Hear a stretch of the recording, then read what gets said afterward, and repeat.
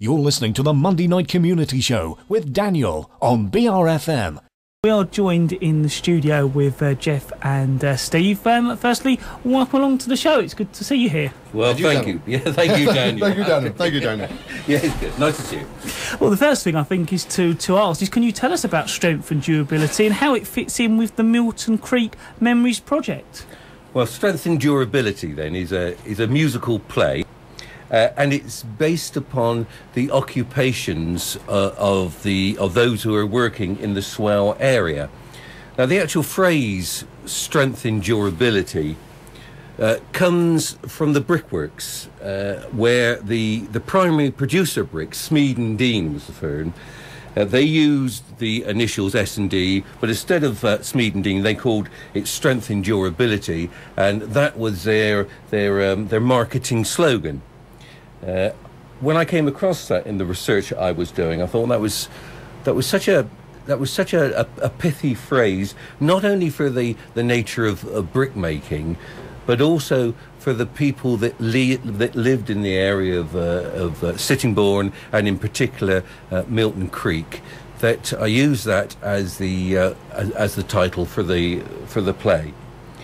The Milton Creek project is based upon the memories of those who lived and worked in the area of Milton Creek, and they were recorded and their memories were written down into transcripts. So I received approximately 30 transcripts of people's memories when they were children. Most of the people involved were of mature years, in their 70s or 80s typically. And so I took their words and their stories and their anecdotes, the funny and the sad, and tried to merge them into a play that reflected their lives and their concerns, and as well as that weave in songs. And here I was extremely lucky to have one of the primary musicians of the area, Steve Harding, to help me with the musical arrangements, so that I hope we came up with songs that fit the theme of the play and fit the times and the ethos. Now, you've turned those songs into a CD, and we're going to be playing some of them this evening. I understand we're going to play track 1 and 2 off of that. Can you tell us a bit about those? Indeed I can. Well, the first one is called Drunken Sailor, but I'm going to pass over to Steve for the Drunken Sailor. He'll tell you a little bit Drunken Sailor, Daniel, is a traditional fiddle tune. I think from the English tradition, though found in the Irish tradition as well. We don't know if our barge masters and skippers did drink. I expect they did sometimes. I expect people making bricks had well, we know they did, didn't we, at the Brickmakers' Arms. They had a little drink as well. So that goes. It's our opening number. We like it. It features Chris Reid on the lagerphone on percussion. Indeed it does. Jeff on, was that guitar, Jeff, or lute? What was the particular, or banjo? That was banjo. And I'm on fiddle, yeah. Jeff and I'm on fiddle and banging my foot too loud as well, so a lot of atmosphere. But just to say, the Drunken Sailor is not the Drunken Sailor that most people might think of. The tune goes up. Very much so, It goes back longer than that. Yes. And then the second track is called a Swell Holiday, and the idea there is it's people who've worked in Milton Creek for a long time, who up to this stage have not been wealthy enough to go on a holiday to the south of France or Spain, but on this occasion now they're being taken for a trip on an old Thames barge, and they're reliving their memories of Milton Creek. So how important are the songs and tunes to Strength and Durability, and where did the inspiration come from? Well, the tunes are very important because they are what's going to attract the audience to listen and enjoy. I mean, we all respond very quickly and very happily to songs, so that's a good way of drawing the audience in. And obviously, we wanted songs that would reflect the content of the play. So, of course, the play is based upon the memories of those who lived and worked in Milton Creek. And with that second track you played there, the Swell Holiday, there is a notion of people who have spent a long time working in the area and are looking forward to returning to the place that they knew. And then during the play, their memories come out, their childhood memories, and when they were younger, as well as when they were working, and reflected in the songs that they sing. But I'll pass over, I think, to Steve, because he is the musical inspiration there. Thanks, Jeff. Yeah, Jeff gave me a blank canvas. It was quite an easy job. The words came from Jeff, and so which came from the field recordings of people who used to live at the creek. So my job was to, I suppose, get things past Jeff. He gave me the rough idea of what the songs were about. Some were written, and some I think were half written, but he gave me the ideas of what was going to be going on.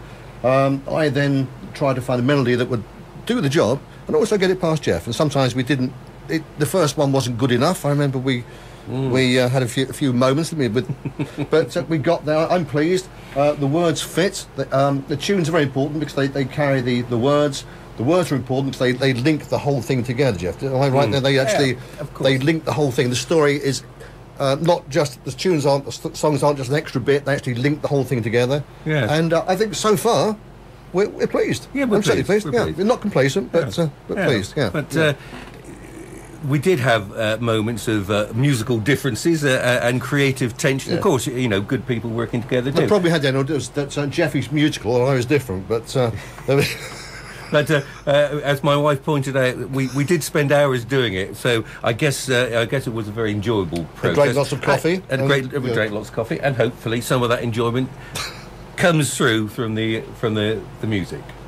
Now, I think we're going to play track 4 and 7 from the CD you've put together. Can you tell us a bit about that? Well, the track 4, "The Crick's the Place to Chase All Day," that's taken from the traditional song, children's singing of boys and girls come out to play. Indeed, yeah. And I think this song is taken.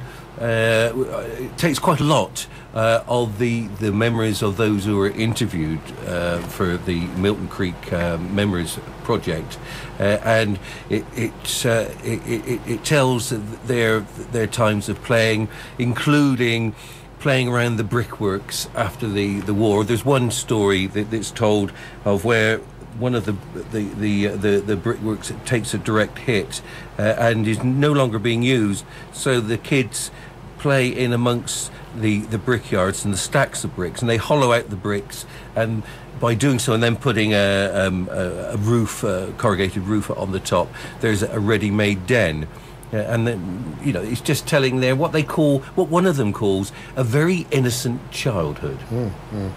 The second track, Tug of War, it goes back a little earlier than the memories of those from the Milton Creek Project, but we looked at the notion of the conflict between cells from the barges and the internal combustion engine of the lorry, because there was a big a feud, I suppose, or a battle as to who would carry the bricks up to London.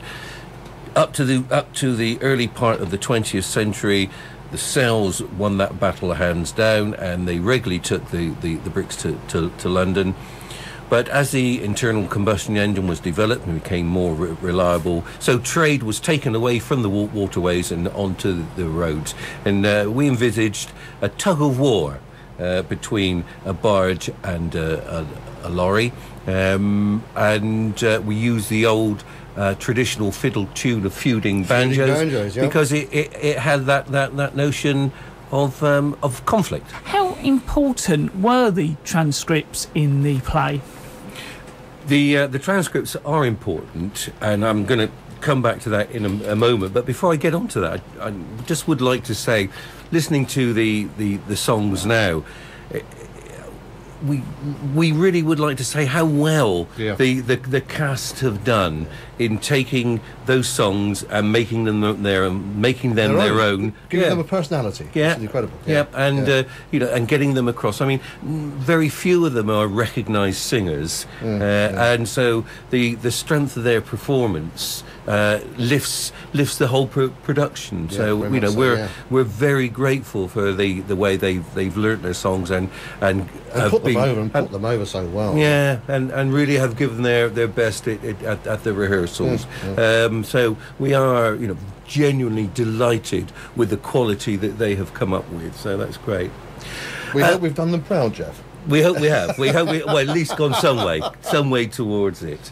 But back to the transcripts. Now, Laura Bailey, then, who is the coordinator for the Sittingbourne Memories Project, who originally invited me to take those transcripts and come up with some celebration of their memories, some kind of play that would celebrate their memories. So we'd like to say hello to Laura. She was hoping to be with us tonight, hello, Laura. but she couldn't make it, babysitting reasons, I believe. But the transcripts then provided me with a genuine heartbeat. In that I could look inside people's memories and take them, and they were genuine and real and expressed in their own language. And I could take those and mould them, and the stories they come up with were in some ways funny. There is one story about how one pub, and I'm not allowed to say this, but how one pub in Sittingbourne was renamed the Flying Pot because the landlady became fed up with some of the bargees trying to get an out-of-hours drink, and one day she hurled the contents of the chamber pot over an unfortunate bargee member, and the pub was renamed immediately thereafter as the Flying Chamber Pot, or something close to it. And some very, very sad stories in that I've talked about bricks and barges from the swell, but of course paper making was also a very strong industry in the area, and there's a story there, unverified, let me say, of a father and son combination working the machines, and then the father notices that that the machine is not working properly, and there's the paper's coming up pink, and his son is lost at the other end and has gone through the actual machinery. Now, as I say, unverified, but it gives some idea of the strength of the people, the character, the sheer hard work of which they were capable. Yeah. And that's why that notion of strength and durability just seemed to fit the people as much as the bricks they made. Absolutely perfect. Mm. Yeah. Mm.